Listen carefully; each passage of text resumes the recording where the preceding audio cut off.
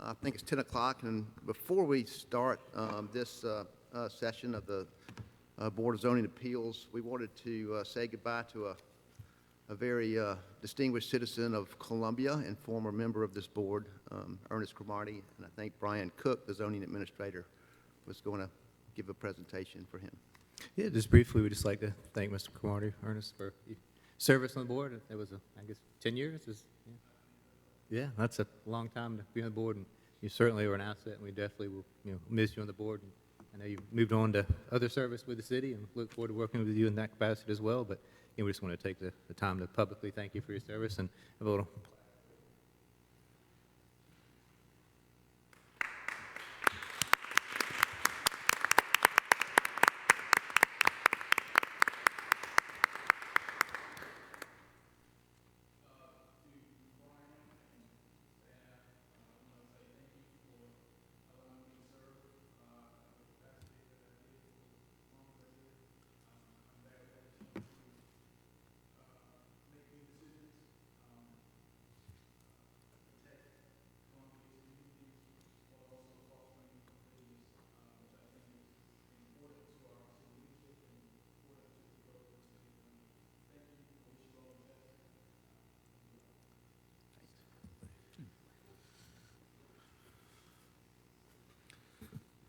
I'd like to welcome everyone to the April 12, 2016 meeting of the City of Columbia Board of Zoning Appeals.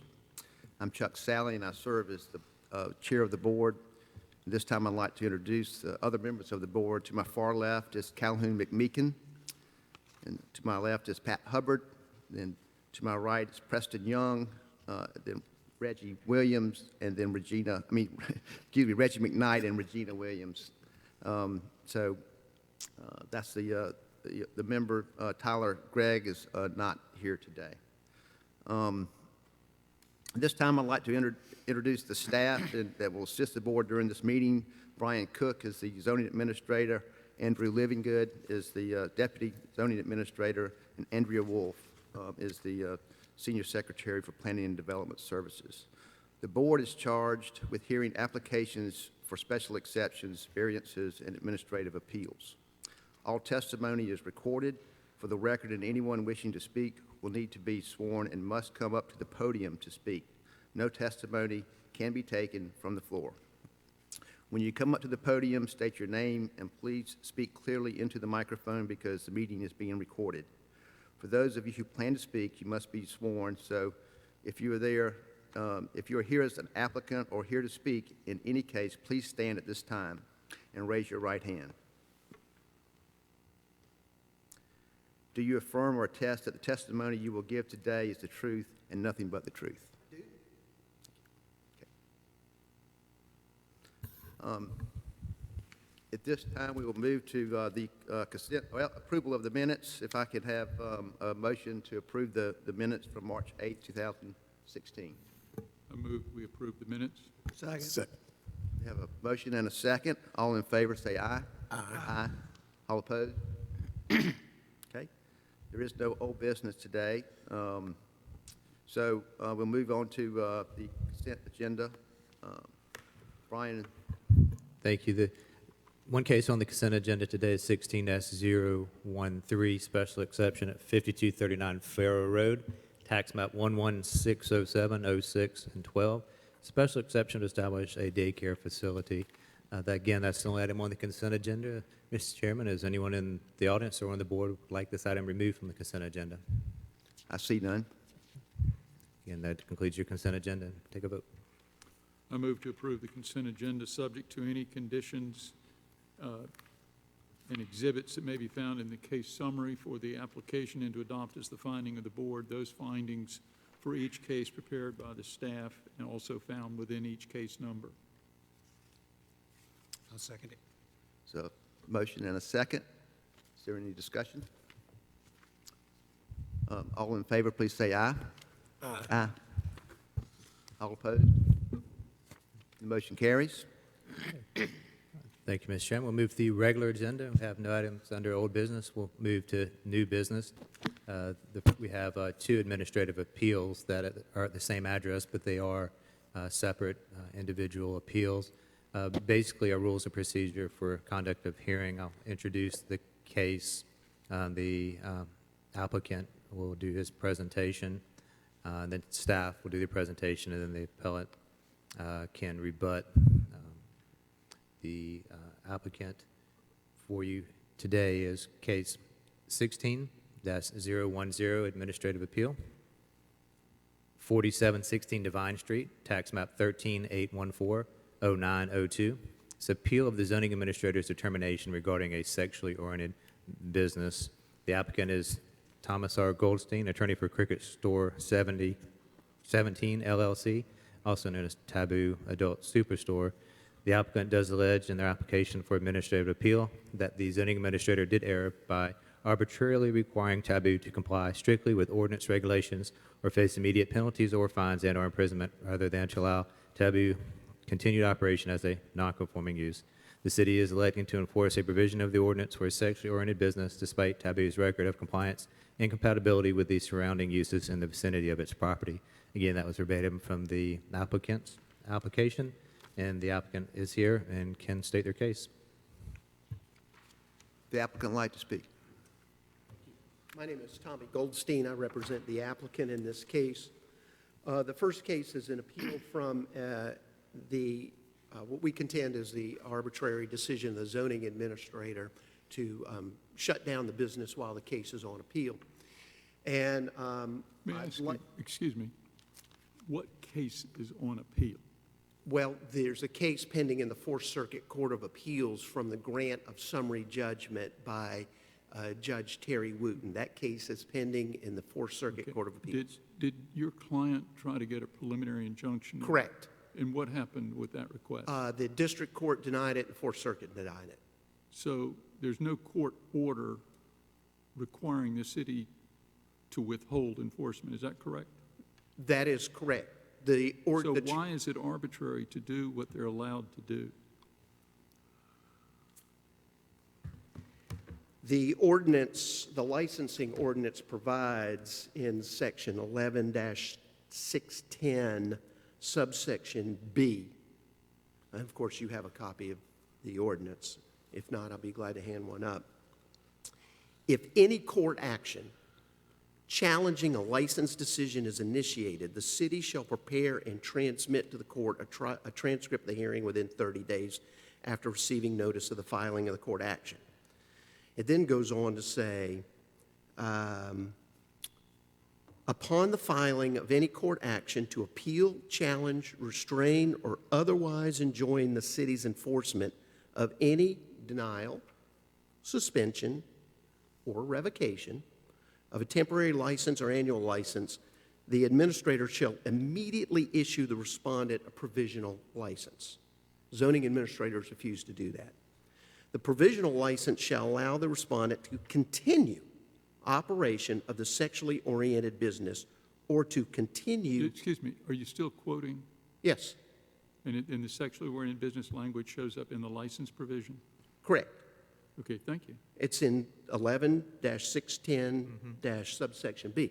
Now, let me read to you what Judge Wooten said about this. The city did not appeal Judge Wooten.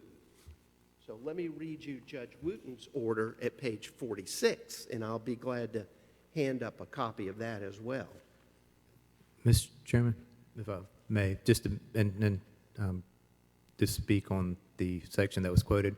He's quoting the business license ordinance, which the Board of Zoning Appeals is, not task enforcing, the appeals of business license ordinance. Chapter 17 would be where we would need to be focused on, which is the zoning ordinance. Okay, So noted. Thank you, Brian. thank you. Let me, Would you mind responding to that then? Why are you well, here? actually, I kind of do mind because it's like I'm being Well, cross-examined. I'd like to make my point, then I'll respond to it if I may. Can I continue with my point? you may finish your point, and All then right. I hope you will then tell me why. Sure, you I'd are be here. glad to. Thank you. Judge Wooten ruled, and this is the law of the case now because nobody's appealed this. I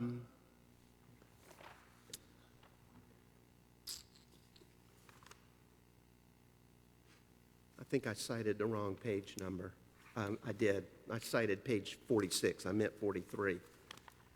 Taboo has asserted that the ordinance acts as a prior restraint violation of the First Amendment. A license ordinance for sexually oriented business is not an unconstitutional prior restraint as long as it avoids unbridled discretion and so on. He says the city ordinances meet that standard. Please note the plural, ordinances meet that standard. He's talking about zoning and licensing.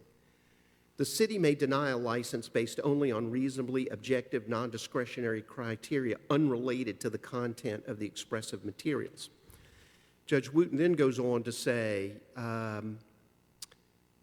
the ordinance provides for prompt judicial review, and that's the second case we're going to get to in a minute, which is the answer to his question. The ordinance provides for prompt judicial review, providing that the applicant appeals a hearing officer, the hearing officer denies the license. That's what's happened in this case. The applicant may appeal the decision to a court of competent decision. That's what we're doing. That's why we're here today. And the hearing officer's decision does not become effective until the 30th day after it's rendered. Furthermore, the ordinances provide that if any court action is initiated to appeal, challenge, restrain, or otherwise enjoin the city's enforcement of any license, denial, suspension, or revocation, the city is required to issue the applicant a provisional license that allows the applicant to operate until the court issues a judgment on the matter. Now, Professor Hubbard, I know you're a professor. I read your published comments on the Board of Zoning Appeals, and I'm grateful for that because it helps in presenting a case. Clearly, the case is on appeal. Clearly, the review is de novo. May I come back to my question now? Sure. Court of Competence, we are not a court. We are a board established by the City of Columbia by action of the City Council. That is incorrect. That is not correct. And I know it's a rare privilege to be allowed to lecture to a law professor, but let me disabuse you of that notion. And let me tell you, the authority that I'm relying on is the zoning comments published by Professor Patrick Hubbard. This is the document I'm relying on.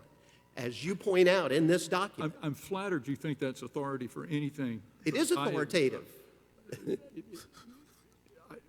I don't even, that was written so long ago, I don't remember what I said. So let's move on. Okay. This is not a court.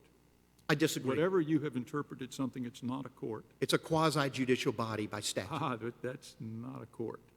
Now, the quotes you gave, again, I don't have the language in front of me from Judge Wooten's order, but it appeared to be, he said, a court of competent jurisdiction. We are not said court of competent jurisdiction. If you think your client has a problem with what's happened with licensing, and you're uncomfortable that it's a final order, either go to the circuit court or the federal court. We are not a court who does this. We don't sit, it might be fun to have such a power, or scary, I'm not sure which, but we are not the one. And if you want to, if you feel you have to have us say that we will not consider what you say about a licensing so that you have done whatever you want to do to have a final order to go to court, then perhaps we will do that. But that, unless you've got something to say why we're able to wander through other parts of the city and tell other parts of the city what to do, our jurisdiction is set out in the State Enabling Act and in the Ordinance of Columbia. And nowhere does it say that we can go over and tell licensing what to do. I'd like to tell other parts of the city what to do. I've had a disagreement with people about the city about a tree in my front yard recently. We don't have that power. Well, licensing and zoning on an adult business you can't drive a wedge between the two. One is necessarily dependent The two what? Licensing and zoning. I just did. Again, if you think I'm wrong, go to a court.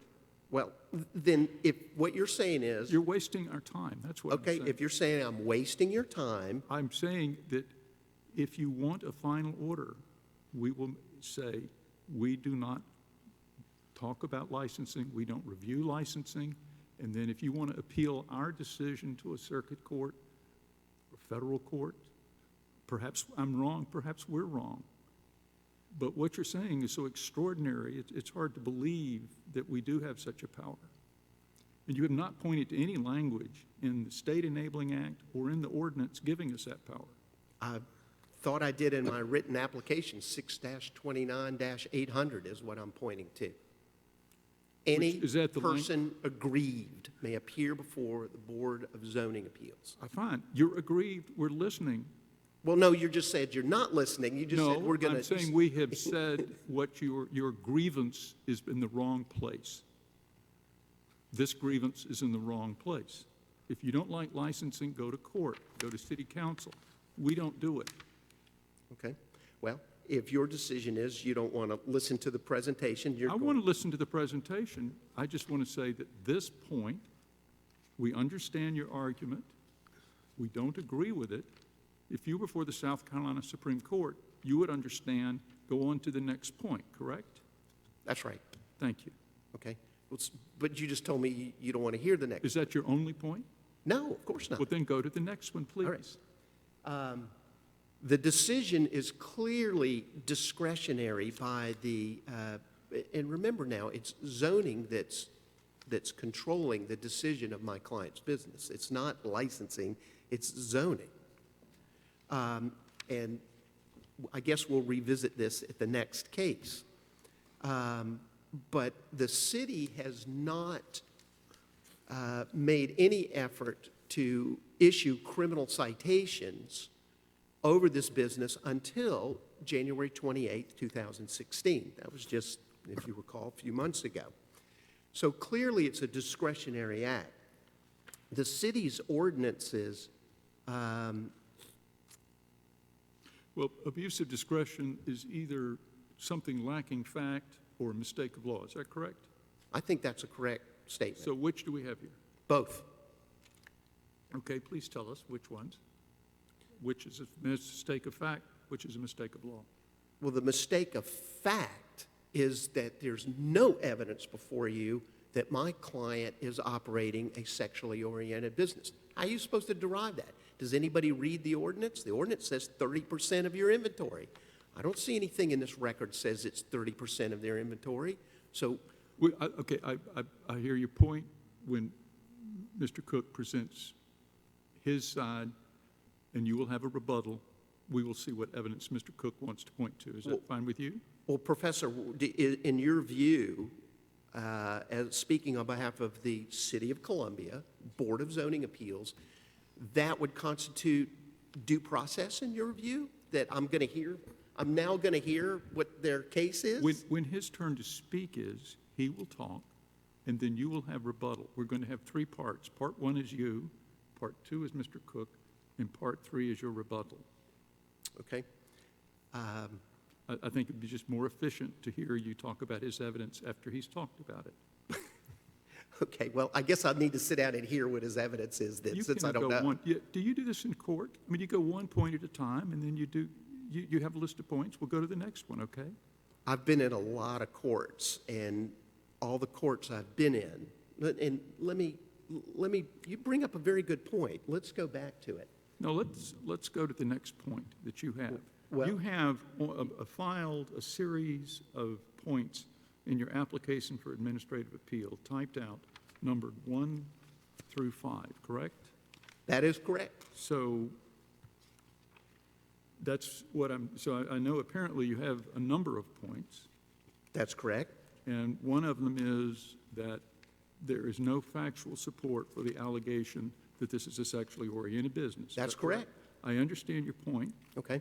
I think the thing to do is to address it after we hear his evidence. I mean, it's like you're making a motion for I- directed verdict, and we haven't even heard the other side. I understand that, but the point I was trying to make in responding to you was that due process means an opportunity to be heard in a meaningful way and in a meaningful We're going manner. to hear it in that order. If you have another point, move on. I do, but you won't You let will me get be- it out. No, you will be heard. Okay, well, let me get out my next point. Thank you. My next point is that under the ordinances that bring me before this body today, there is a directive to make telephone contact with the staff in order to have a pre-hearing review of the case to be presented to this board. I was not afforded that opportunity.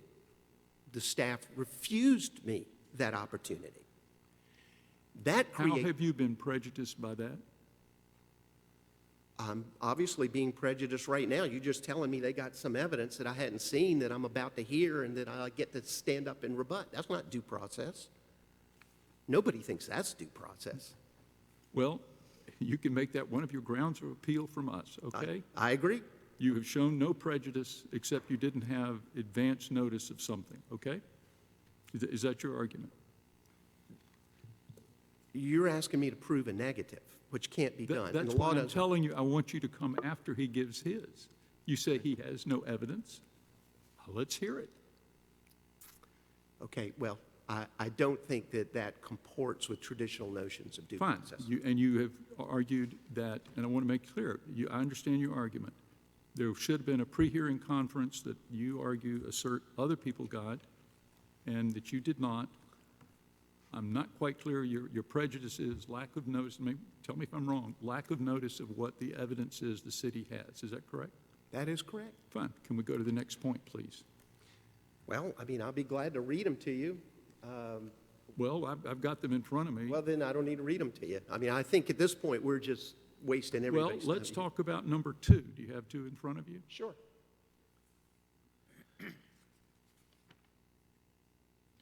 You talk about a record of compliance and compatibility with the surrounding uses in the vicinity. Is that correct? That is correct. Okay. Now, once again, wrong forum. That's for the city council to decide, not us. They have decided and adopted an ordinance declaring that the business of your client is not compatible. They have written rules about how it will go away. It is not for us to second-guess the city council. Well, I agree with that. You don't make legislative decisions. There's no question about it. But the Board of Zoning Appeals can certainly grant relief, and now we're getting into the next case. We cannot grant relief we have no power to grant. Well, What are you going to do? We're going to rewrite the ordinance? no. You can grant a special exception. Do you want to go ahead and go to your second appeal? I think that's a good use of judicial resources to do that. You want to go to the second appeal? If Okay, that fine. suits all y'all, I'm a visitor here. I'm not in I charge. just want to ask, Mr. Cook, do you have any objection to that? I do, actually. I would like to stay within the bounds of the first appeal, 16-010, which specifically we're talking about, what we've been talking about for the last 10 minutes. The idea of the special exception and meeting with staff is a distinct and separate case that I would like to keep distinct and separate for voting or appeal purposes. So if we could stay, I respectfully request, within the bounds of the first appeal and have a presentation on that, I would appreciate it. So we're going to focus on the first appeal thus Well, far. he's in charge of it, not me. I wanted both parties to have a voice. We're not. You've got 3, 4, and 5. Do you not want to talk about 3, 4, and 5? Or are you waiving them? No, I'm not waiving anything. I Well, thought then you were let's pretty go. clear that I was wasting your time, no matter what I said. When you want to argue something I've told you we can't decide, that's a waste of time. But I'm trying to be as careful as we can here. Let's go to number 3. All right? How would you want to state your argument today for number 3? I think I already spoke about that. It's a purely discretionary act. There's been no enforcement action taken against my client until January of this year. The case is on appeal. Judge Wooten ruled, and there was no appeal from his ruling. So you don't want to get into the asserted lack of evidence of any negative secondary effect? Or you? There is no evidence of negative secondary effect. Fine. The record Does the city have to make a showing? Now, you've been in the federal case pretty much, right? You bet they do. What does the U.S. Supreme Court say the court You can- bet What they- does the U.S. Supreme Court say they can do to satisfy it? I'll read you the quote. It's City of Los Angeles versus Alameda Books. It says when a adult business owner casts doubt on the city's. What did you do to, look, I'm not going to retry the federal case. What Well, I'm I just- agree. You're right. Okay. But They can that's on rely- appeal. They can rely on studies from other cities, correct? Absolutely not. Not when the plaintiff cast doubt on it and All that says is you have a fact issue. You've raised a fact issue, and a court can address it. You've had a court address it. I did raise a fact. The judge decided I did not raise a fact and ruled against me. Well, that's the judge. We're That's not- being reviewed de novo, fresh. The slate's wiped clean. We're back at the starting point. Now, again, number 3, you say arbitrary. What was the mistake of law or the lack of factual basis for number 3? Well, it's a mistake of law because we're entitled to a stay while we're on appeal, so it's So clearly. that's another way of stating number 2 then. Well, I think they're all, I don't think you can read any of them in isolation. I Okay. agree with that. What about number 4? Oh, well, that's back to their refusal to communicate with me. The lack of a conference Right. before anything. Yeah, everybody's afforded that right except So, me. so that's number 4, the Yeah, lack of and let me conference. tell you about that. Can I tell you about that? If you can be brief, please. Well, in voter suppression cases, you can go on Google and you can see the old black and white movies of black voters going down to the clerk of court's office trying to register to vote, and all the permutations the clerk would go through to, it's the same thing. Why wasn't I? You're arguing the merits of it, and again, we're going to, at some point, we will hear the other side, and in rebuttal, if you think we need to, we'll come back to this one, okay? Okay, fair enough. Number 5.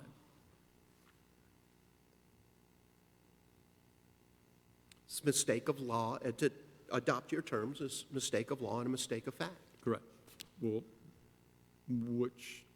what's the mistake of fact or mistake of law in number 5? Well, the mistake of law is section 11-610B, the We're mistake. back to the license, right? That's back to the licensing part. of Correct. it. That's Correct. So we seem to have that again. Right. Is there some other mistake of law? The Judge Wooten's unappealed decision and prior restraint in the order that seems to carry so much weight with you. At this point, I'm still wrestling with it, I guess, but to some extent, the point is, I think so you tell me we have discussed that point already, Yes, sir. okay? We have. Is there anything in addition through 1 through 5 in the application that you would like to say? Yes. That it goes back to your 2009 zoning comments that you don't remember, but in those, you talk about, for example, Banham versus City of Columbia, which is very similar to this case. And that was addressed by the South Carolina Supreme Court. That was a special exception case, right? That is correct. I think that's number 2. You're right. You're right. So we will, now, would you like, that we will, do you have anything else on No, number sir. 1? Thank you for allowing me to conclude my remarks. Thank you. And I Is there don't know if other- anybody else has a question. No questions from me. Anybody else on the board have a question? I think we'll hear from Mr. Cook now, and maybe that'll clarify things in our minds a little better about what we're talking about. Let's go. Thank you, Mr. Chairman. Again, we referred a good bit to Chapter 11, which is the business license ordinance. That's not under the purview of this board to listen to any appeals from the business license ordinance. Where we are today is Chapter 17, the zoning ordinance, specifically dealing with sexually oriented businesses and the interpretation of the zoning administrator. The constitutionality and any other pending or resolved cases are not necessarily germane to this very specific administrative appeal before you today. On January 28, 2016, the zoning administrator delivered a written notice of violation letter to a Taboo adult superstore located at 4716 Divine Street, which is located in the city of Columbia, for operating a sexual device shop in violation of the zoning ordinance. The notice of violation was addressed to the owner and was hand-delivered by myself and accepted by an employee, Cheyenne Wiseman, that was on duty that day. A copy of that letter has been included in your packet.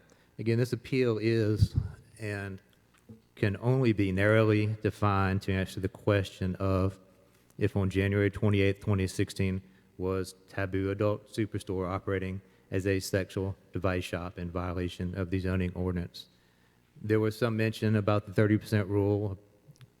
The zoning ordinance, specifically in that section of the 30% rule, discusses adult bookstore, adult video stores.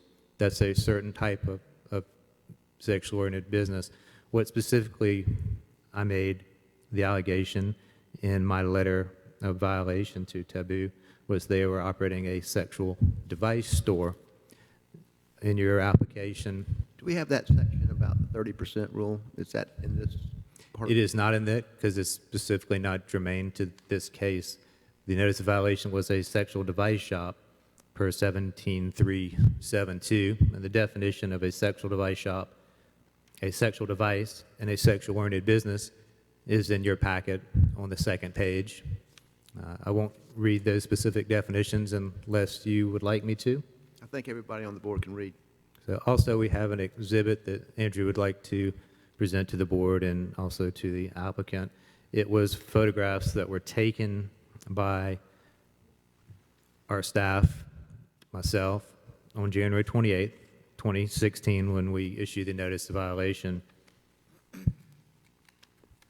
While he's passing those out, I'll also just briefly touch on that the property where Taboo is located is zoned C3. It's a general commercial district. Per 17374B and I, you cannot operate a sexual-oriented business in that zoning district. In fact, a person commits a misdemeanor if he or she operates or causes to be operated a sexual-oriented business outside of M1 or M2 zoning district, which, again, the property at 4716 Divine Street is not zoned M1 or M2. In fact, it is zoned C3, which is a violation of our zoning ordinance. And as you can see by the photographs, I think clearly the day that we were in Taboo Adult Superstore, January 28th, 2016, those photographs are date stamped. Clearly, the definition of a sexual device shop or sexual device can be seen in those photographs. I don't think there's any doubt that was primarily what was in the store. If you have any questions about those specific photographs, I'll certainly be happy to answer them. But again, it certainly meets the definition of a sexual device shop with those inventory of sexual devices and a sexual-oriented business. Again, those definitions are found in your packet, and they're from the zoning ordinance, chapter 17-372. Again, I personally visited the store, issued the notice of violation, took those pictures, and saw what was in the store, and I can testify to that if you have any questions. So with that, we respectfully request that the termination made in the letter of January 28th, 2016, that Taboo Adult Superstore is operating as a sexual device shop in violation of the zoning ordinance be upheld based on the facts in the exhibit that has been presented for you today. Is that the end of your testimony? Yes. If you have any questions, I'll Are certainly there be any glad to answer. questions from anybody to Mr. Cook on the board? Could you address the point about the hearing, the failure to have a hearing? Certainly, that is You part said of that- our next case, but I'll briefly just say, these cases have been tied together. This appeal and the next appeal have been tied together. Any information was relayed via letter or email, and any attempt, no attempt was made to, come up to our counter. Our counter is always open, staff's always there. As far as I'm concerned, nobody showed up at the front counter of zoning and asked to meet with us. As far as the application for variance or special exception or administrative appeal, and again, I'll get into this in our next case, but it said you should speak with member of staff to discuss the case, or I'm paraphrasing. But generally what that means is talk with staff, let's understand what we're talking about so we can better present your case. And, in this particular incident, between email and letters, there was a ton of communication that went on. And, I think that was adequate to answer any questions that an applicant would normally have. Again, it's not a mandatory that somebody has to meet with our staff. Our office is always open 8:30 to 5, Monday through Friday, and we're available at that time. Would it be fair to say that he never asked for a hearing? Or did he ever ask for a hearing? ask for a hearing or a meeting.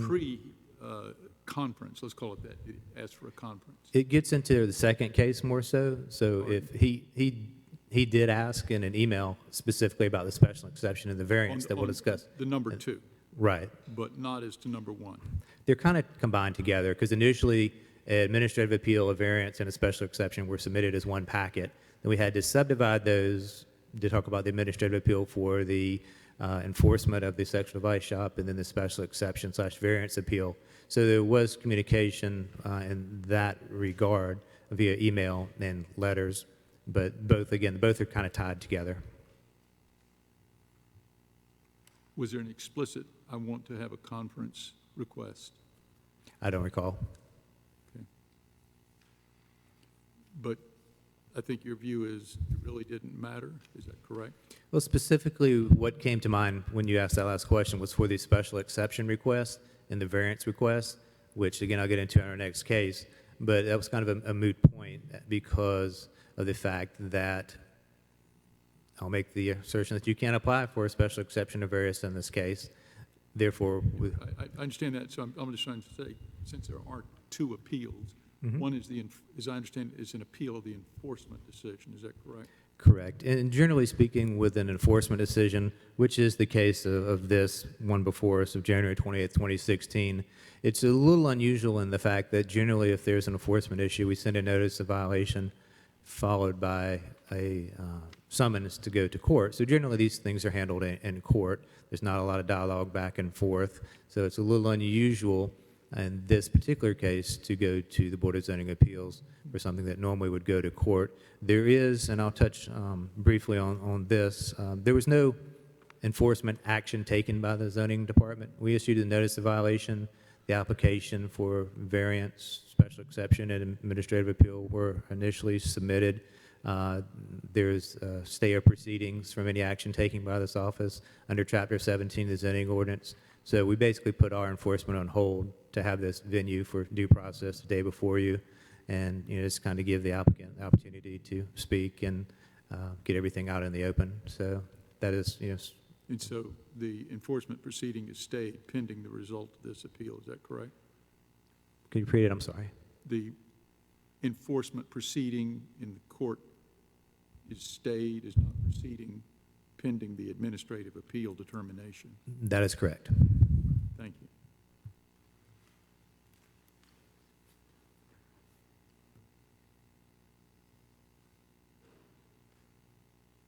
Just one other point on the administrative application. There's no suggestion to meet with staff. That is specifically on the special exception application. So that point being specifically for administrative appeal, the language about you're encouraged to meet with staff is not on that application. But again, you will find it on the special exception application, which is our next case. So the normal proceedings are where you would have the conference would be with a variance or a special exception on an appeal of a decision by the administrator. Is that correct? That is accurate. And even with a special exception or a variance, we don't always talk to the applicant. For example, the daycare we heard earlier, I've never met the people. Andrew, our colleague, spoke with them. So it's not a standard that every individual applicant gets to speak, unless they would like to speak. And again, most of our dialogue in this case was in the form of email or letters, because we wanted to actually create a paper trail of what we're talking about, with the understanding that we probably would end up before you today. I'm assuming that they knew you were in the store taking pictures, Yes. so they would know the evidence you had, Yes. the evidence that was presented today. Yes, correct. Thank you.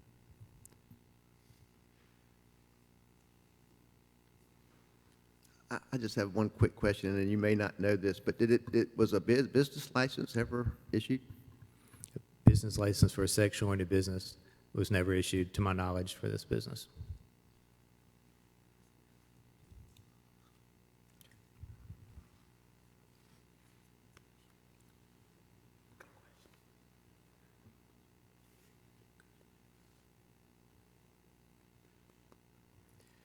With one correction for that, originally they did have a business license. I guess when they first opened, The ordinance subsequently changed. There's a sunset provision, and during the last few years, they have not had a business license.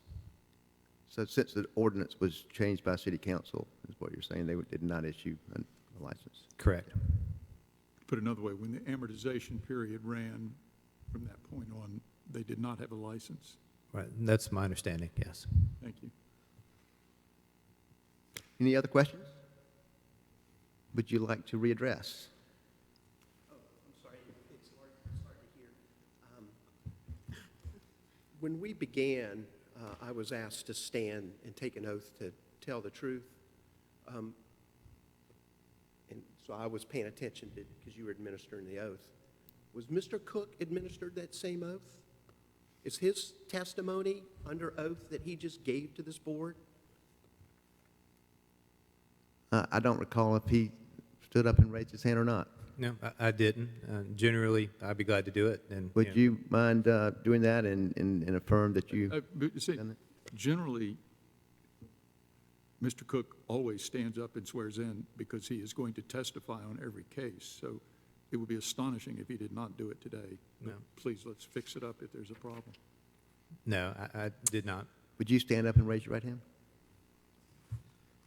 Do you affirm or attest that the testimony that you gave today and will give today is the truth and nothing but the truth? I do. Thank you for that correction. Well, we now know the prejudice because they handed me photographs that I saw for the first time during the presentation. Had I known, had I been afforded an opportunity to speak to somebody, I could have brought lots of photos. For example, Spencer's at Columbiana Mall with the exact same inventory. Target with some of the same inventory. So there's your prejudice. And as for Mr. Cook's now sworn testimony that I never made a request, this should be in the appeal packet that you've been given. On February 11th, I wrote to Mr. Brian Cook and Mr. Andrew Livingood, and I quote, "I also telephoned your office, 803-545-333, obviously got a typo, left off a digit, to schedule a pre-application conference with staff prior to the application deadline to discuss your specific case and its requirements." Please note that those words are in quotation marks. The reason they're in quotation marks is because they are lifted verbatim from the City of Columbia's application that I filled out and submitted. Are we talking about the special exception? Both. Or are we still talking about the, First, well, let's do one at a your time. challenge, it doesn't matter whether, you seem to be saying some sort of selective enforcement's going on, and if that's a complaint you have, then again, you pursue it somewhere else. If you are pursuing both the special exception and the appeal as to the enforcement, it sort of stretches a lot to always expect people to understand that I want the pre-application that goes with the special exception. Are you saying now that you can give me something that has a pre-application conference for an administrative appeal? It's on the form that you fill out and send to the city. It's on the city's website. It's The form for a variance is different than the form from a special exception, That's right. and I think that's different from the form for an administrative appeal, You might be correct about that. okay? So they're not all the same thing. Right. If I had a desk, I could have pulled it out. I've got it somewhere in here. But I'm going on my memory. But his testimony was, his So sworn are you testimony. saying that you've been prejudiced because the pictures are not accurate? They're not accurate. Where's your evidence of 30% in this record? The record's closed now. I'm on rebuttal. Fine. Where's the evidence? Okay, fine, thank you. Would you, Mr. Cook said that the language that you're quoting from does not apply to a sexual device store. Okay? Can you help us out by letting us see precisely where you got that language? I'm reading the same ordinance that he read to The you. ordinance is very long. Well, the zoning ordinance isn't that long. The licensing sure is, but Zoning ordinance is pretty long. it defines an adult store as 30%. I mean, I'll read it to you, but I just want to say, for the record, not only did I write on February 11th, but I followed up. Do you mind if I ask if we have a full copy of the ordinance here for us to see up on the board? I think it's one of those things, if you want to know how many teeth are in a horse's mouth, you go look, right? Right. So why don't we look at the ordinance?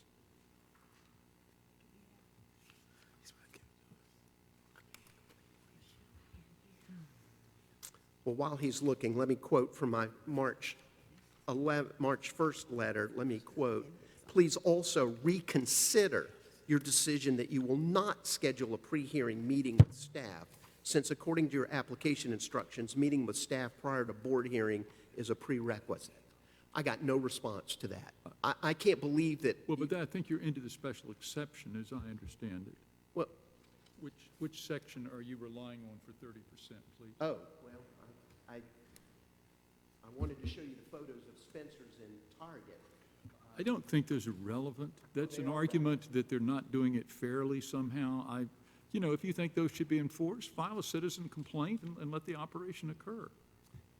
It's section 17-372, definitions. Adult bookstore or adult video store means a commercial establishment which, as one of its principal purposes, offers for sale or rental. And it- Well, good, and- okay. That's entirely consistent with what Mr. Cook said. He said that that's not the category of sexually oriented business we're dealing with. Is that, That's correct.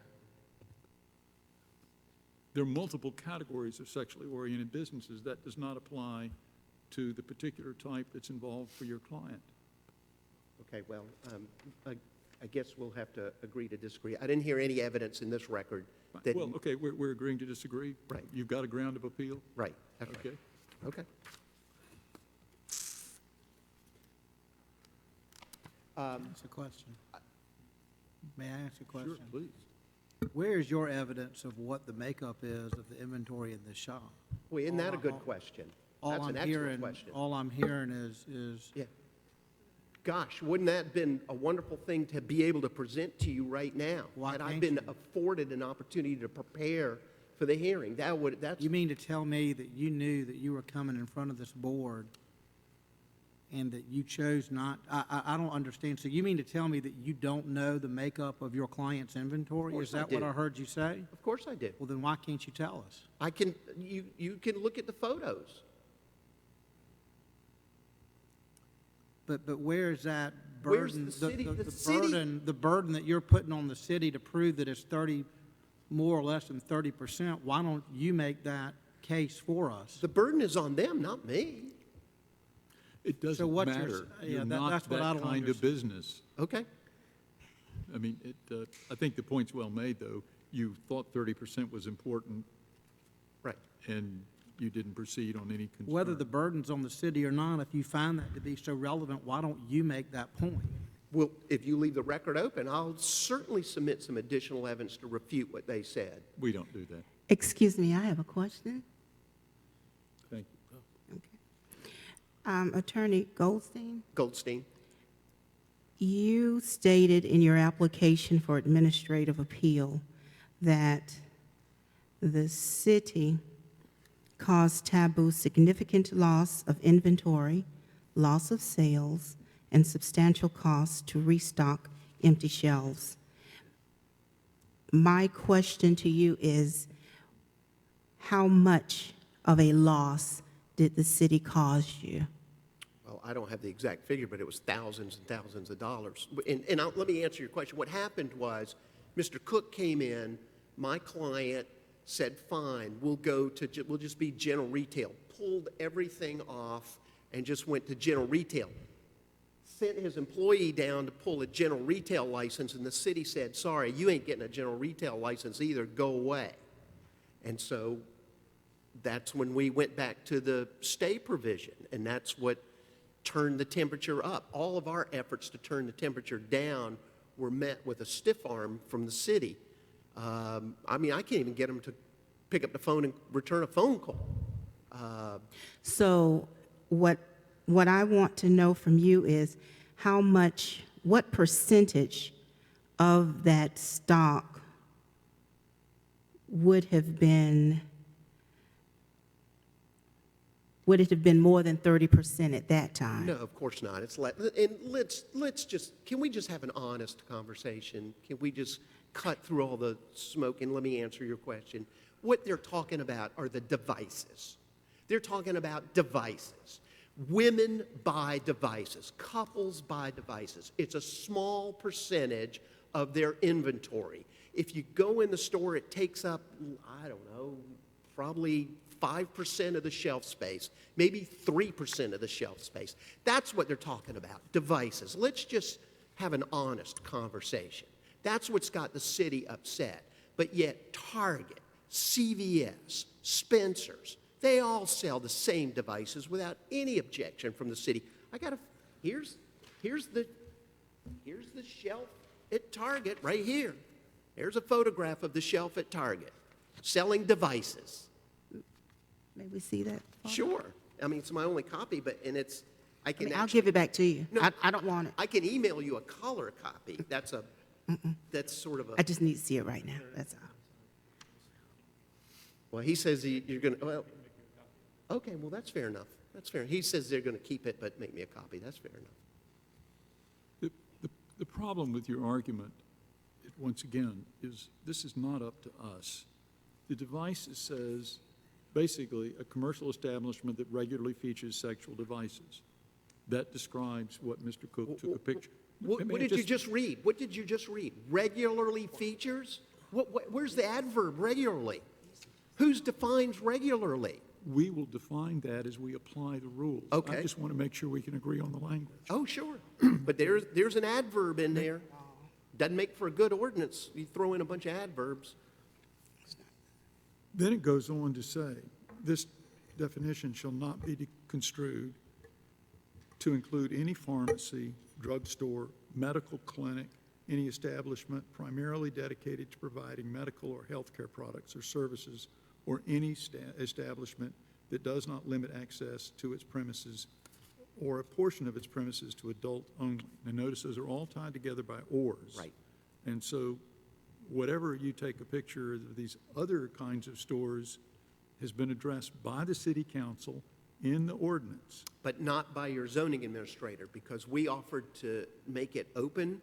We offered to put all the, take down all the anatomical devices, But open as it I to... understood, you said the licensing people wouldn't give you a license. Well, you see, you want to draw a distinction between I've what... told you, we do not supervise licensing. I understand.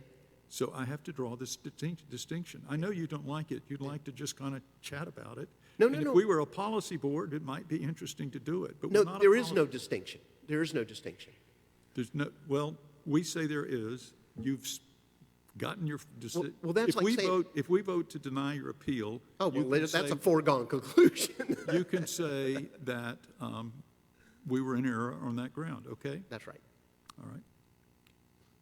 But Is any more- that's like saying electricity is only voltage but not amperes. I mean, if you got electricity, you got both. I love, analogies are fun. Did you have another point in rebuttal to Mr. No. Cook? No. Thank you very much. Very good. Any questions? Any further questions from the board? Is anybody in the audience wish to speak? Okay. Not hearing anybody. I'm looking for a motion. Somebody like to make a motion on this case? I move to deny the appeal of the decision by the zoning administrator. I think that the facts and the legal issues have been explored, and that the decision that the zoning administrator made was correct based on the facts. We have ample evidence that sexual devices were indeed shown, and appeared to be regularly shown there. The legal issues have been addressed. I think the zoning administrator correctly decided them. Second. We have a motion and a second. All in favor, say aye. Aye. All opposed? The motion carries.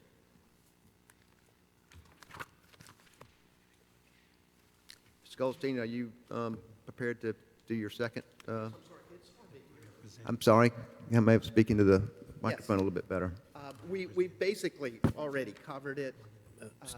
The ordinance speaks for itself. The zoning administrator has denied. Excuse me, Mr. Goldstein. Yes. Does staff need to present the next case? Right. Would it be okay if I just announce the case? and the Thank case you, number? Preston. My mistake. Okay. Ms. Goldstein, if you'd hang on for a second, we'll let the staff just make do their what I'm told. presentation. It's my first day as the chairman. I'm a little rusty. Thank you, Mr. Chairman. Next case is 16-011 Administrative Appeal. Subject property is 4716 Divine Street, tax map 138140902. It is the application for administrative appeal. The applicant does allege in the application for administrative appeal that the zoning administrator did err by refusing to accept Tabu's application for special exception, the granting of which the Board of Zoning Appeals is authorized under Section 629-800A3 of state law, and also by zoning administrator's refusal to schedule a pre-hearing conference, which is prerequisite to such applications. Per his letter dated February 26, 2016, quote, "Please be advised that neither a variance nor a special exception is applicable in this case, and applications for same cannot be processed." City Code Section 17-374A. See also zoning administrator's email dated February 26, 2016, quote, "Your administrative appeal request before the Board of Zoning Appeals will be scheduled for the April 12, 2016 meeting at 10 a.m. at 1737 Main Street, Council Chambers. A pre-hearing conference is not required." Again, the applicant is Mr. Goldstein for Cricket Store 17 LLC, also known as Taboo Adult Superstore.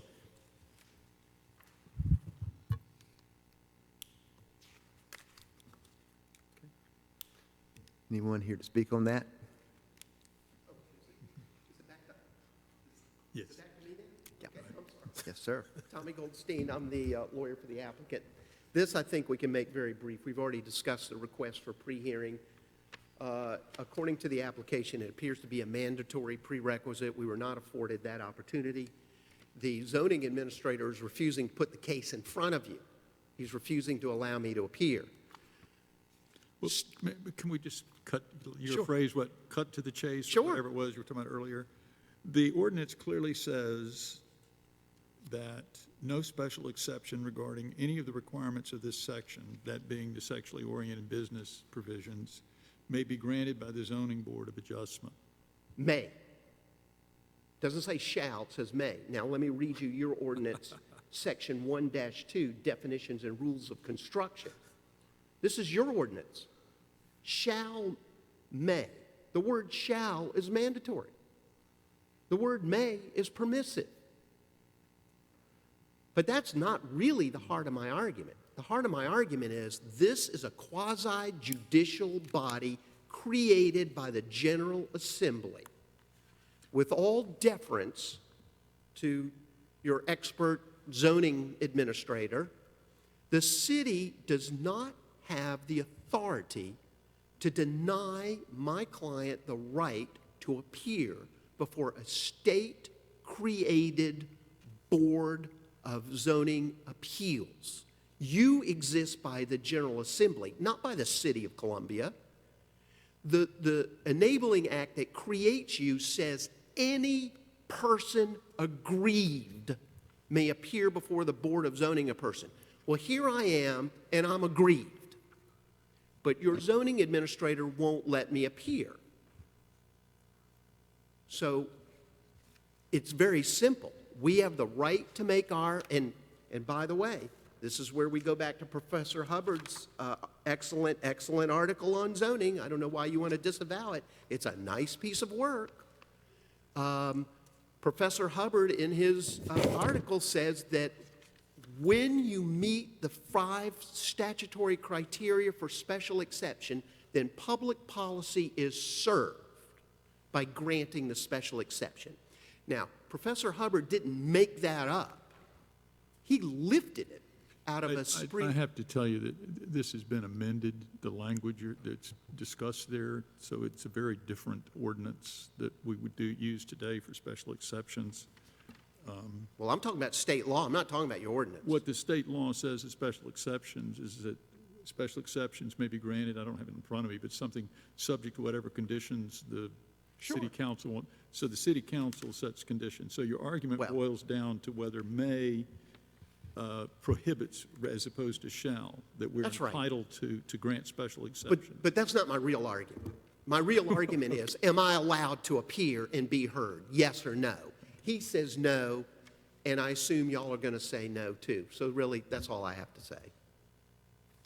I'll be happy to answer any questions. Well, would you like to respond to my, I think it's an interesting point you raised, the may versus shall. Probably would have been better to say shall. So now we're in the wonderful game of statutory interpretation. Do you want to make a record on that, or just, Well, the rules of statutory construction are so clear that, Oh. that when an ordinance is clear, you can't apply a forced construction to it. You've got to give the words their ordinary and plain meaning. And when your ordinance says may not, well, it doesn't say shall not, so may is permissive by reference to City of Columbia ordinance, definitions, okay, and rules fine. of That's a construction. great argument. First, the not following it complicates everything, because now it's may, if they had said they may grant it, then we would be, but when it says may not, that makes it not so clear. If we get to not so clear, we're going to read the thing as a whole, right? That's fun about statutory interpretation. Well, you're concluding it's ambiguous. I disagree. I don't think it's ambiguous at all. Okay, this is a good one. You could take it to court if you want, okay? Right. I just want to make it unclear what our view would be, okay? And I'm sure that, if it gets, is a matter of before a court, the other arguments may Well, be made for both sides. let's- But it's hard to read this ordinance as a whole and think that somehow you could come to this board and all of this effort that has gone into on the part of the city would be for nothing, and that we could decide based on the criteria, okay? Not Well- only that, the criteria today are quite clear. They include, Well, do you want to things talk about the like- criteria? Because I do. may I finish? Sure. Well, They include if I things- may be permitted to finish, I will certainly allow you to finish. But it explicitly includes public interest. And generally, when we're pretty sure what the city council thinks is a public interest, we think that's a good guide for what we can do. But it's a good argument in terms of it perhaps arguably should have been better drafted. Well, now, may I Please. talk without being I interrupted? want you to be able to make your argument on the issue. Ms. Williams and I had an honest conversation a few minutes ago about devices. So I'm going to have an honest conversation with you. Let's just be honest with each other. The city is discriminating against this business because it views it as having negative secondary effects, which is nothing more than a canard. It was the same canard used to enslave an entire race, prevent women from practicing law, keeping women. Just a few years ago, the Citadel argued to this very court right across the street, one Judge Wooten, another judge, said women cannot be admitted to the Citadel because it will destroy 150 years of impeccable tradition. Well, that's a canard too. Now, we all know I don't have a chance before this board. Would you say your view? The view is of the prevailing animosity and discrimination against anything that smacks of an adult message. Now, that's the truth. And in the 70s in Connecticut, it was contraception. And we look back on that case now and we think, God, what were those people thinking? And 20 years from now, people look back on this case and think it was all silly, because it really is silly. Taboo is nothing more than a general retail establishment. It's not a sexually oriented business. It markets itself in that direction, but the inventory contained within it is no different than any inventory found at any of a dozen retail businesses. You know I don't have a chance before this board. I'm just dotting my i's and crossing my t's so I can go get a real hearing before a real judge and get a fair shake. Maybe I win, maybe I lose, but I get a fair shake. I'm not going to get a fair shake here today. We all know that. So now that brings us back to your criteria. In my application, my appeal, you will see that we meet all of the criteria for a special exception. There's no way that this proposed, and of course, we're getting into the merits of the case, and, you know, your zoning administrators determine I don't get there, I'm not entitled to a hearing. That's really what this case is about. But it won't have a substantial adverse impact on vehicular traffic or pedestrian safety. You know that, I know that. So we meet criteria 1. We are not going to rule on something because maybe the other board members might disagree with me at the end of the day, but I'm going to do you said, let's be honest. I've been honest all along. I've tried to tell you what I was thinking and why I was thinking it and to help you protect your record. I honestly don't think we have the power to do what you're saying we want to do. I honestly accept what the U.S. Supreme Court said when it talked about secondary effects. Again, that's not for me to second guess. That's the law of the land by the U.S. Supreme Court. So maybe you're right. Maybe 20 years from now, it will be a different world. Well, but in today's world, given our power, I don't see how we can do what you want us to do. yeah, and Professor, you know, when I bought my house on Sans Souci Street in Charleston, I did my own title search, and, you know, I didn't have to go far back to find a deed restriction saying this property shall not be sold to any member. I'm not questioning whether there's injustice in the world, and your client maybe has been given an injustice, but we don't. You don't want to hear it. I understand. Well, that's not our, gosh, we We don't want to hear it. What have we been doing for the last hour? I'm asking for permission to be heard on a special exception, and we're debating on whether or not I'm going to be allowed to be heard. It looks like the city council has told us not to. And if you've got that preserved, we don't need to hear Well, I it. thank you for that. I do thank you for that. Fair. I will stop right there. Thank you. Would anybody like to speak? Would you like to Yeah. speak, Mr. Cook? Right. I would just take a few minutes to kind of present my, point of view, if you will. And, we talked a little bit about, South Carolina Code Section 626-800-A3. It does authorize a Board of Appeals to permit uses by special exception, subject to terms and conditions for the uses set forth for such uses in the zoning ordinance, if the municipality so chooses, as permitted by state code. The City of Columbia's zoning ordinance does not permit a sexually-oriented business by special exception, but instead outlines the zoning districts where permitted and other applicable regulations. A sexually-oriented business is simply not a permitted use at 4716 Divine Street in the City of Columbia because it does not meet the applicable zoning regulations found in Chapter 17 of the zoning ordinance. Application for special exception for a sexual-oriented business cannot be accepted as there's no section in the zoning ordinance for which the special exception may be outlined, and as such, BOZA has no standing to hear and decide applications for special exceptions in this case. We touched a little bit on the facts of the applicant trying to get in touch with this office for a pre-conference hearing, specifically on a special exception, the application, and I have a copy of it in your packet at the top. For the purposes of trying to obtain information to present before the board, the application says, and I'll quote from the top of the special exception application, you should, keyword being should, schedule a pre-application conference with staff. It lists the phone number prior to the application deadline to discuss your specific case and its requirements. That's on the special exception application. It's not on the administrative appeal application. The purpose of you should schedule a pre-application conference is so we can find out what exactly they're looking to do in a specific case. In this case, it was outlined specifically by the application, back and forth emails and letters. The letter also in your packet, dated February 26, 2016 was kind of a key letter that was addressed in the application for this special exception and administrative appeal in this case.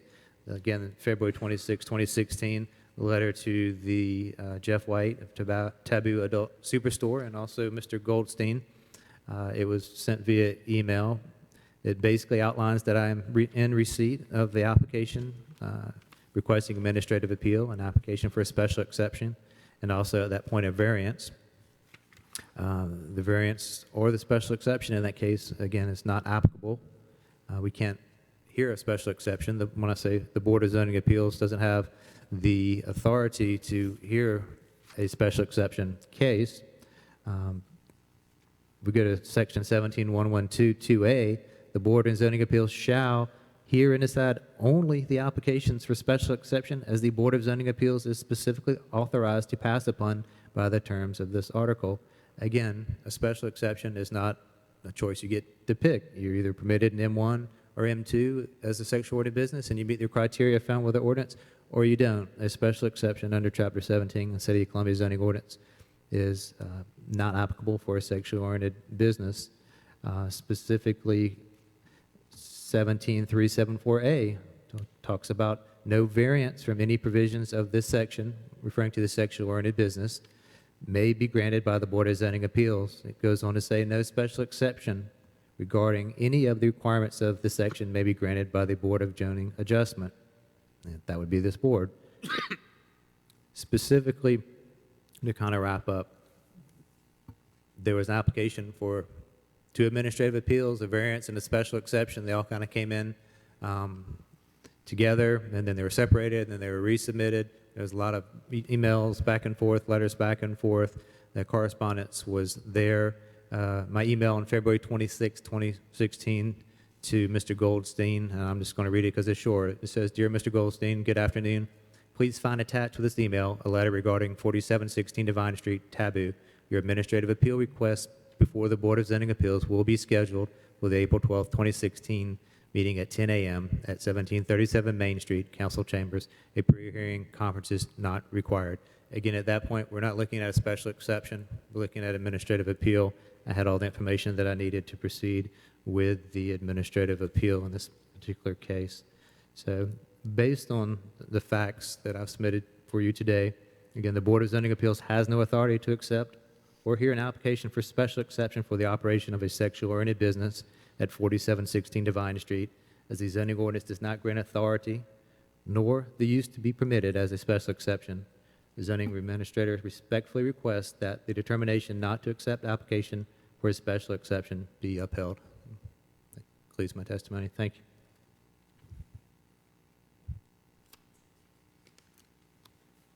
Are there any questions from the board? I have a question for staff. If it's clearly stated that we're not authorized to do it, why did it get on the agenda to come before us today? Came to you today as an administrative appeal, as a determination not to bring it as a special exception.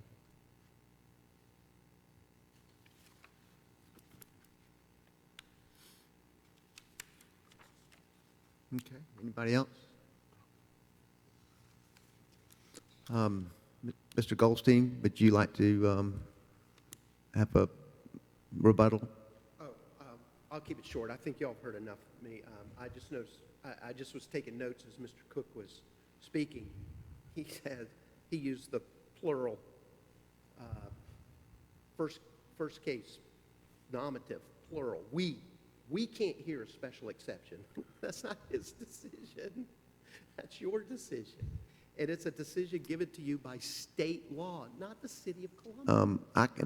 If there's not in the zoning regulation, a special exception that can be granted, then how can we hear that? Well, what you're saying is, You make one up? what you're saying is, Goldstein, you can't win, so why do you get to be heard? And No, it's not that you can't win. It's that there's no provision in the zoning ordinance that allows for special exceptions, sexual oriented business in any zoning. it says may not be permitted. That's what the ordinance says. May not be permitted. Quote, end quote. May. Y'all define may.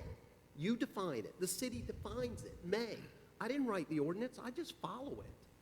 May says permissive, may not be granted. Now, I understand what Professor Hubbard said. No, I'm saying, show me in the ordinance right now where there's anywhere that says in this zoning, that this property is zoned, that a sexual-oriented business is permitted by special exception. Well, I don't see it. I'm not sure I'm following you. I'm relying on 6-29-800,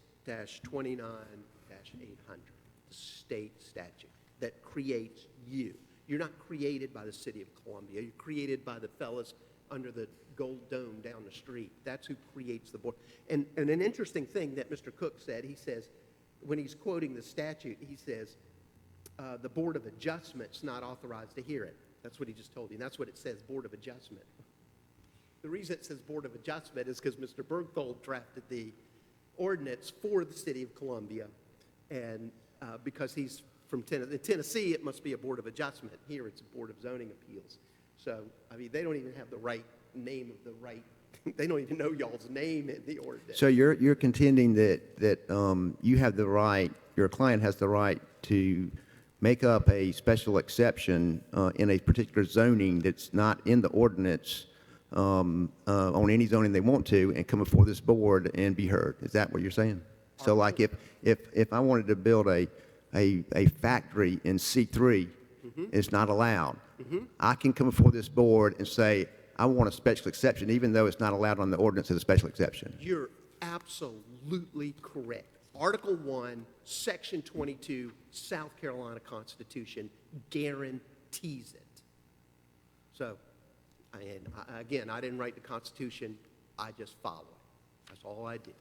It says that no person will ever be denied a property or liberty interest without first having an opportunity to appear before a judicial forum to have the application ruled on.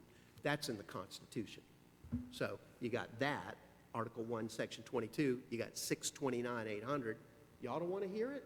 I understand. Like I said, I didn't have any, I didn't really expect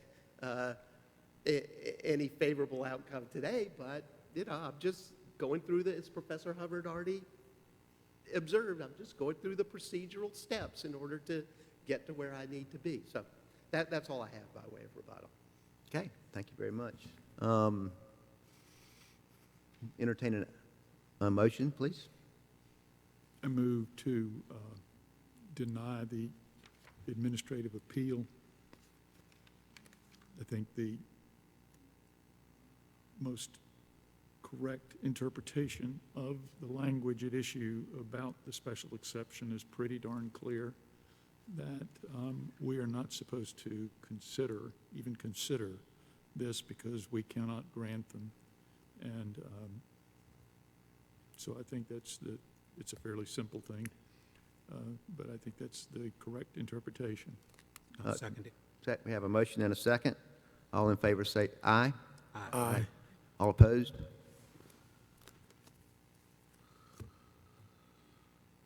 Okay.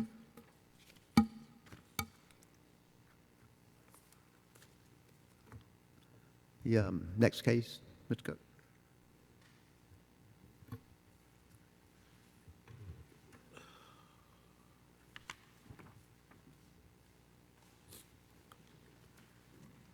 Can we just take a 3-minute recess?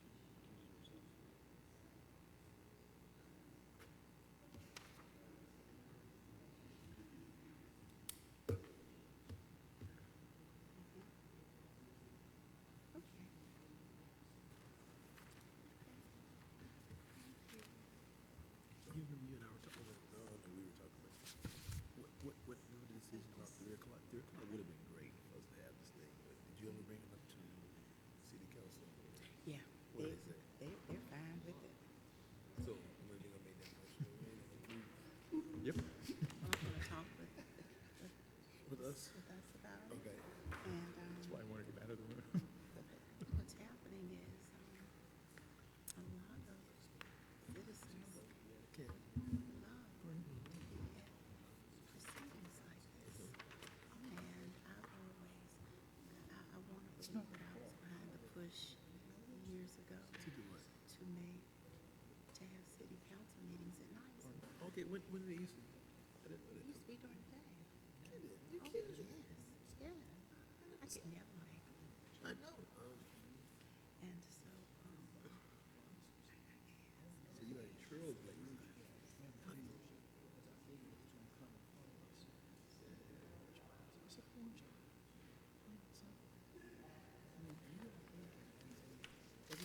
Well, you were, I went to it too, because I had a problem in my zoning course that involves an SOB. It's like Big John or something. But I sort of more of the facts get closer and closer to this one every year. So, You don't have anything about beyond this, right? That's the last thing we have. yes, yes. But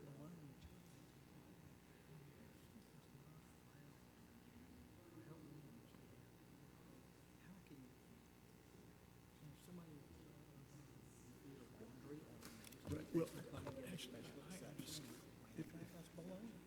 Well, the problem is,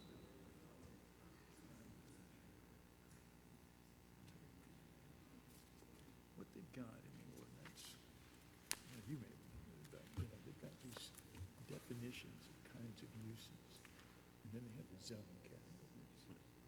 Okay, and then you go, and that's what you were saying, that I got C3 property. Okay. Well, I asked Brian this, he said that they're just all by themselves, you just can't do it. Do you follow me? Yeah. It's just a no. There's nothing, there's Well, no the point is, application. Where are you gonna put if it? there's no place you can do it, then why put it in the tape on this? So, again, I don't think he understood what you were saying, because it's sui generis, it's just a thing unto itself.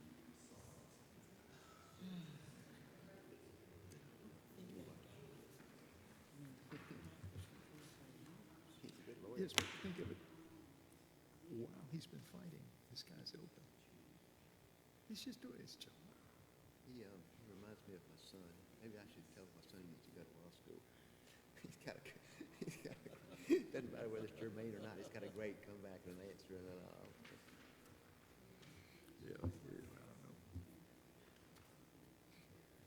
I don't think he's gonna have much success, but we'll see.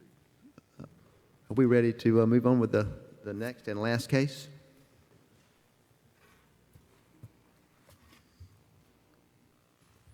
Certainly, the last case on the agenda today is 16-012, variance. Subject property is at 206 South Saluda Avenue, tax map 11310-17-06. The request today is a variance to the lot coverage requirements for an addition to a single-family residence. I'd like to point out that Pat Hubbard is the applicant and is also a member of the board, and he has recused himself from this and will obviously not be hearing or voting on this request. Is there anyone here to speak on this behalf? Ah, there it is, look. I'm here. I have not been sworn, and my wife is here, and my architect is here. And it might, in case there are some questions that you have of them, it might be a good idea for all three of us to be sworn together. Sure. Would you all stand and raise your right hand? Do you affirm to or attest that the testimony that you will give today is the truth and nothing but the truth? Do.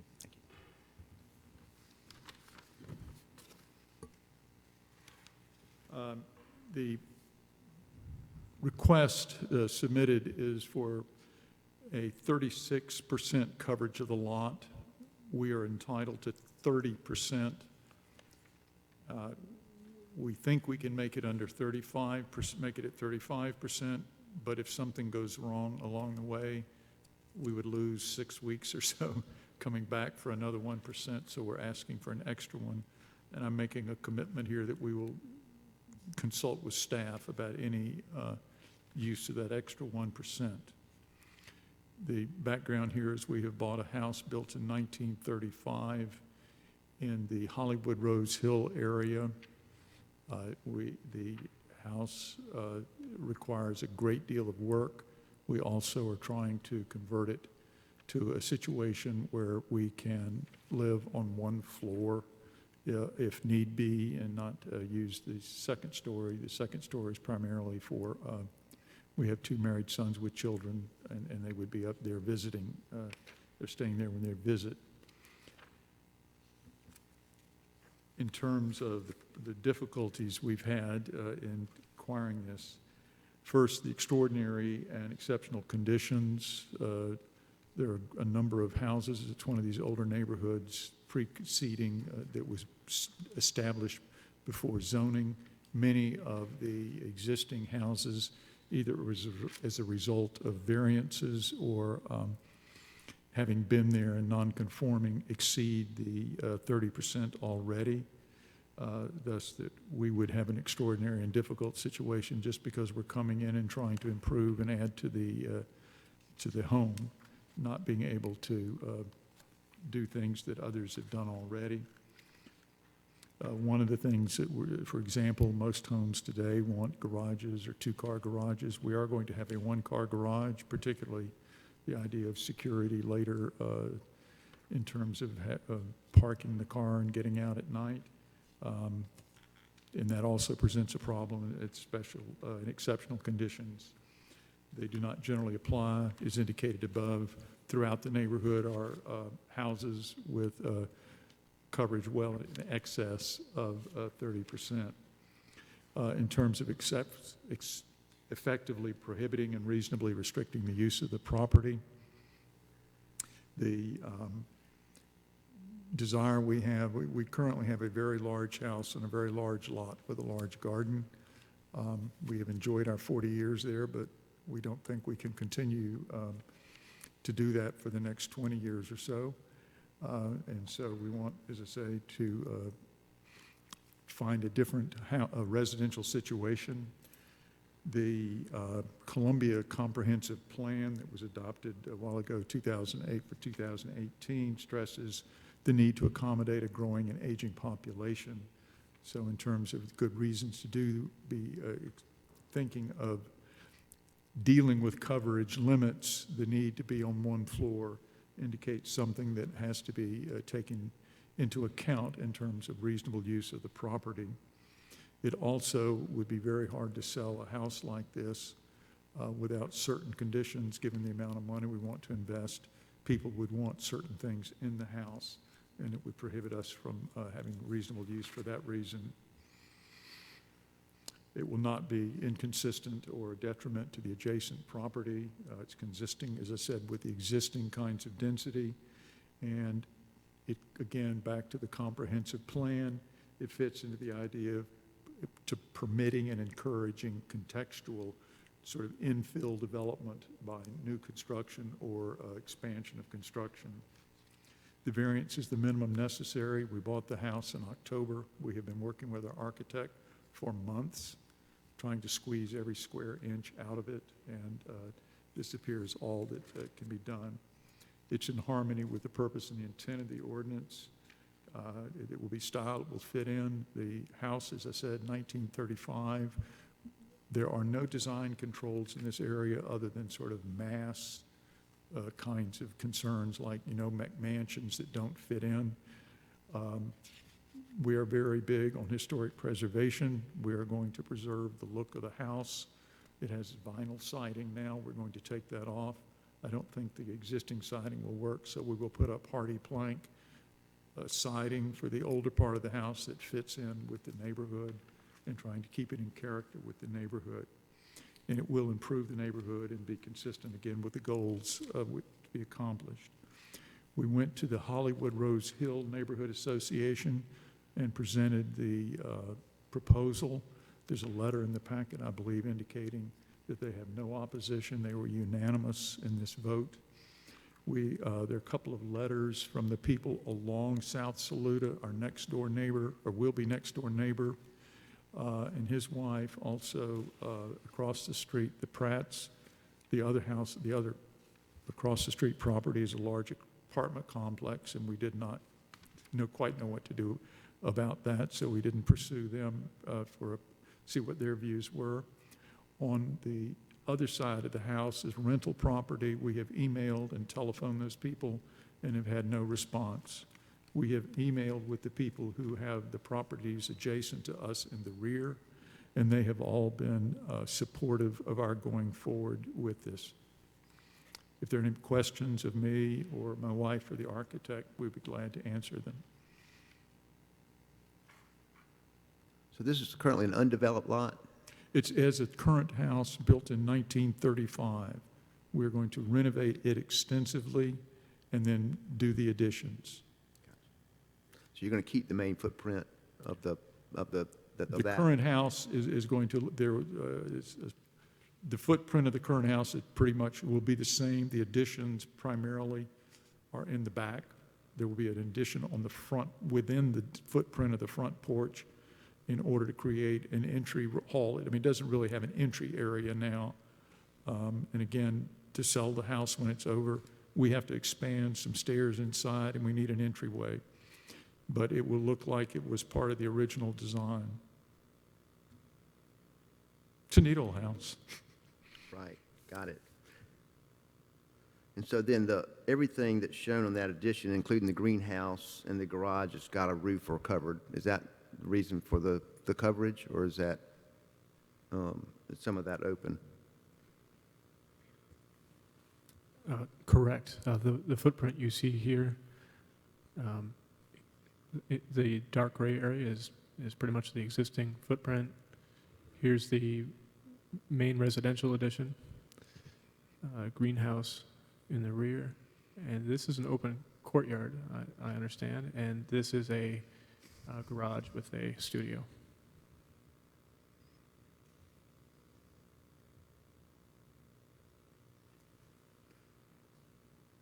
Is anyone here that have a question on the board for applicant? Is anyone here to speak in favor or against this application?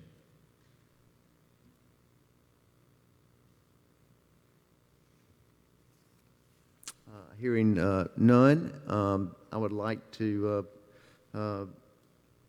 open it up for discussion or for a motion.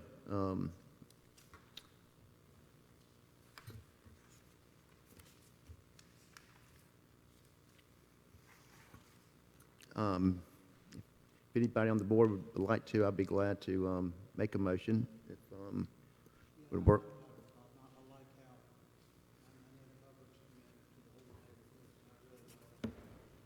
You speak, make sure you're in that microphone. And I like how you're really not gonna, from the front, think that it's I think it's a great design. I'm always sensitive to the older neighborhoods, but at the same time, a lot of these houses need to be modernized, and I think this is a good example of that. So I'm for it. Okay. Would you care to make a motion? Sure. I'll make a motion to approve the application for variance 206 South Saluda, in that